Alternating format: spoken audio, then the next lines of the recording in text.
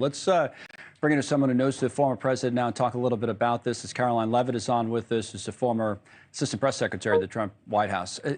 What did you make of what we just watched? Did the former president in the middle of a campaign help himself with something like this? Absolutely, because what this showed is that President Trump is unafraid to show up and to have these difficult and hostile conversations in environments that Republicans have not gone ever when running to be president of the United States. This same organization, the National Association of Black Journalists, they extended an invitation to Kamala Harris, and she ignored that invitation. They are still waiting to hear back from her. So while she runs and hides, just like Joe Biden did throughout the course of his campaign, President Trump showed up today. He had difficult conversations and exchanges, but ultimately he relayed his message and his vision for this country in the next 4 years. Is his message mocking his opponent's racial heritage? I mean, she just happened to turn black. That's what he said about Kamala Harris today.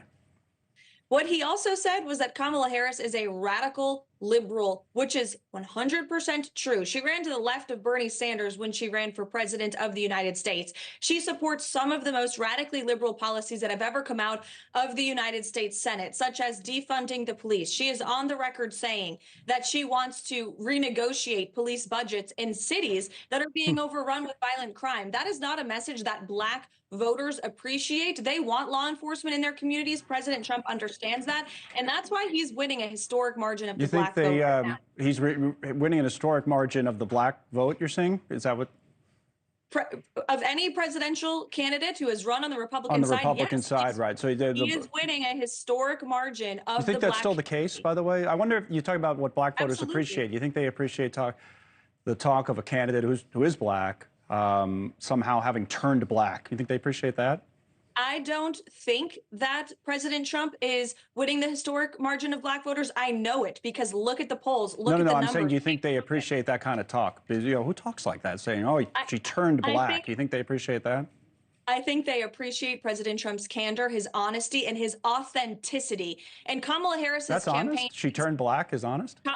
Kamala Harris, he rightfully pointed out that her parents are Jamaican and Indian heritage. That is a fact. Right. That's how she was born. She didn't turn she didn't turn. She was born that way.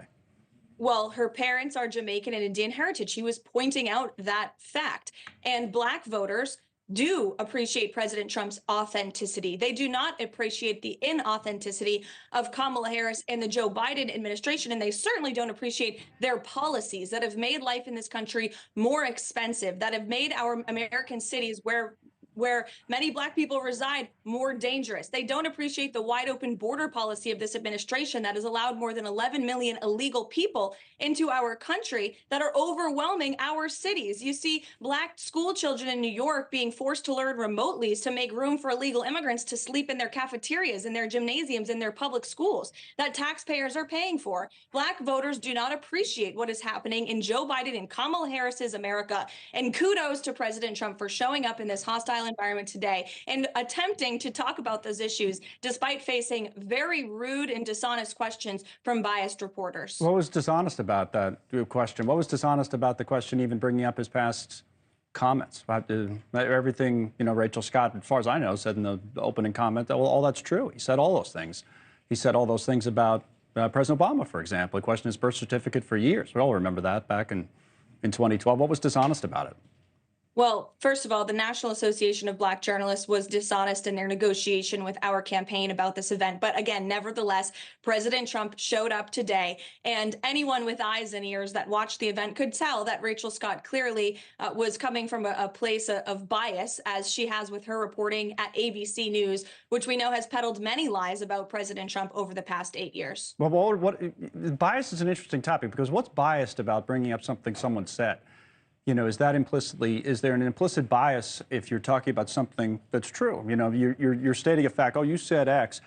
Why'd you say that? Or what do you mean by it? How's that biased? I mean, it's just, maybe something you don't like or you don't want to talk about. But if it's true, how's it biased?